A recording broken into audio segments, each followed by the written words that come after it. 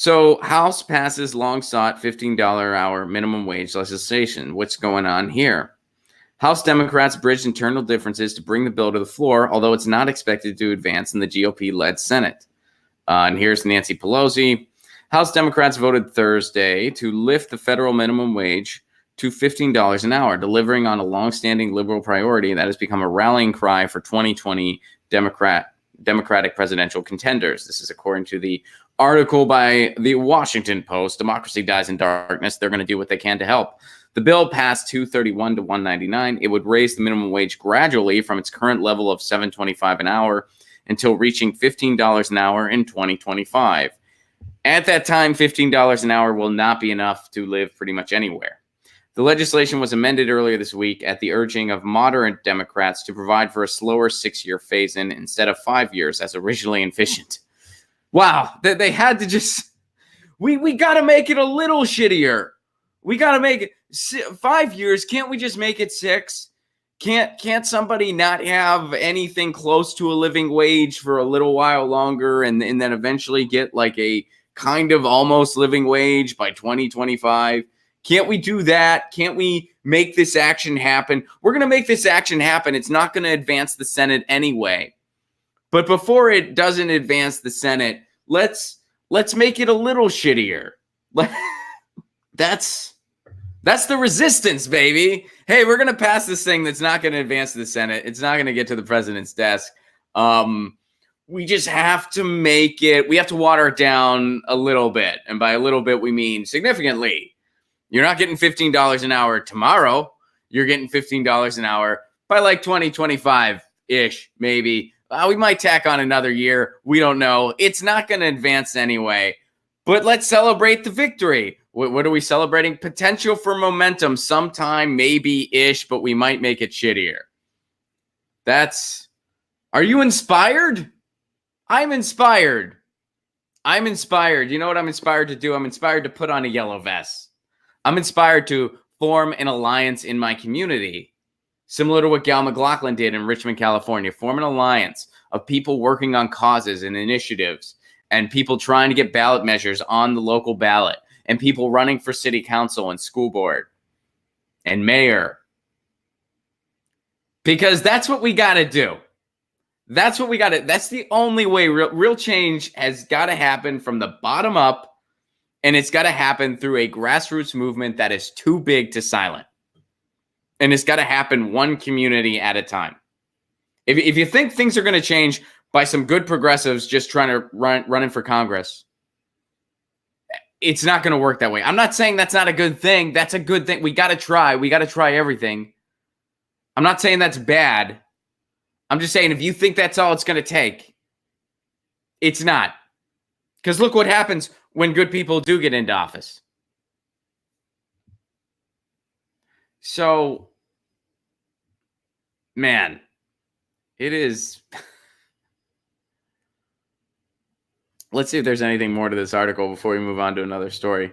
All right. The fight for 15 has become a potent political push on the left because only people on the left care about living wages.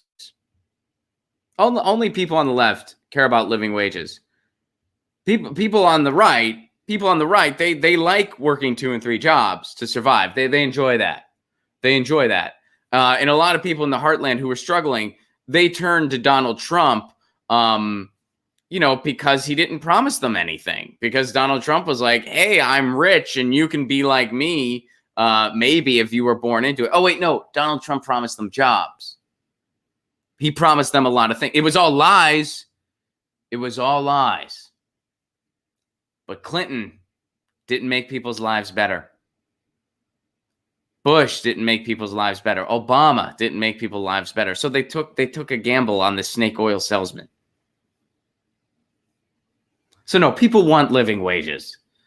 It's not just some contingent on the left who says, "Oh, people should get paid a living wage for their work." We're the richest country in the world. If somebody works 40 hours a week at an honest job, they should make enough money to survive.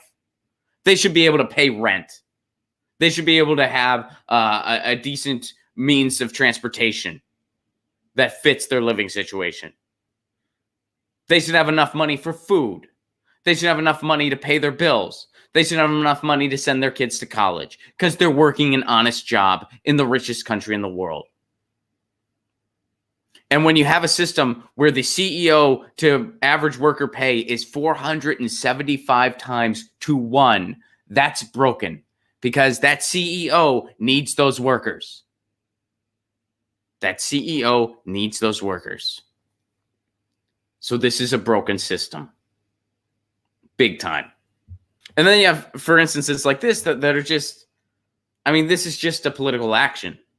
This is just, and not like an effective action. This is just a statement that they're making here.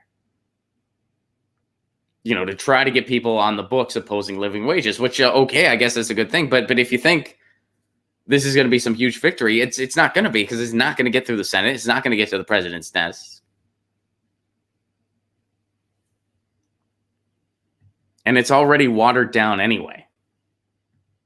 Why wouldn't you at least give a solid living wages bill that's really going to give people an actual living wage if you know it's not going to get to the Senate? I mean, why wouldn't you at least have a strong piece of policy so that that's a bar that that candidates are going to have to meet, so that if we get a progressive in the White House in 2020, which hopefully we do, then that policy actually has a chance of being realized?